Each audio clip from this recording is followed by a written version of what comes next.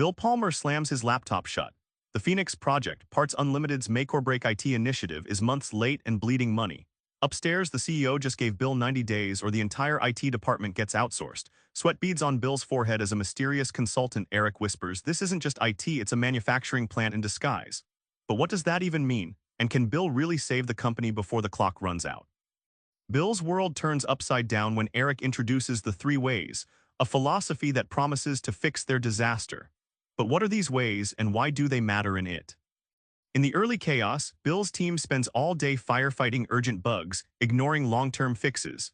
A key moment hits when a broken part of the system halts shipping orders, throwing customers into a meltdown. Bill realizes speed without flow is like trying to fill a leaking bucket. He needs a better approach fast.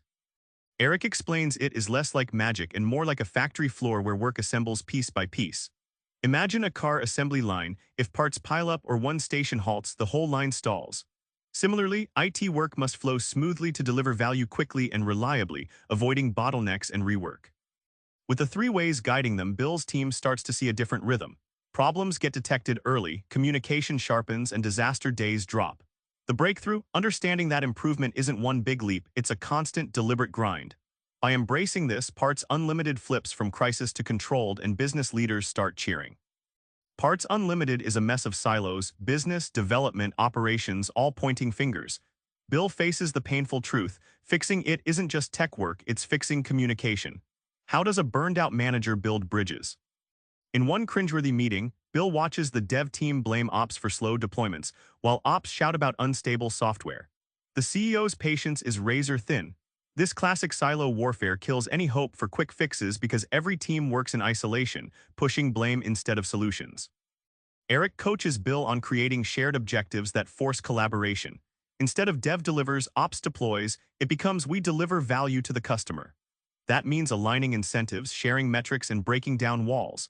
Think of it like a relay race. If runners don't pass the baton smoothly, the team loses. As Parts Unlimited adopts this mindset, cool things happen. The dev and ops teams co-create monitoring tools, deployment frequency doubles, and downtime shrinks. One moment stands out, an all-hands call where teams openly discuss failures and learnings, replacing blame with curiosity. The shift unlocks a new velocity and morale soars. Bill's breakthrough comes with realizing feedback isn't just about code, it's about everyone learning fast from what works and what doesn't. How do feedback loops save your project before it's too late? Bill's team introduces continuous integration with automated tests that catch bugs before code hits production.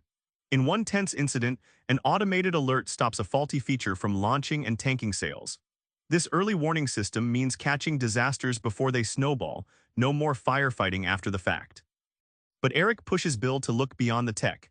Fast customer feedback loops through frequent DMOS and direct user input reveal hidden pain points earlier. Imagine sailing with no radar. These feedback loops act like sonar, helping the ship course correct long before it hits rough waters. The culture shift is profound. Instead of fearing failures, Parts Unlimited starts celebrating them as learning moments. One hilarious example, a failed sprint demo sparks a candid all-hands discussion that uncovers a misaligned priority. By embracing these early failures, the team innovates faster and wins customer trust, flipping the script on IT's reputation. Back in that tense meeting room, Bill leans back and finally smiles. The Phoenix Project isn't just a doomed IT mess, it's a masterpiece in progress forged by understanding flow, smashing silos, and embracing feedback. If you're juggling your own chaos, try this. Identify one painful bottleneck, rally your team around a shared goal, and take one small step toward constant feedback. Watch your project ignite, rising like a phoenix. Subscribe for more book summaries like this one.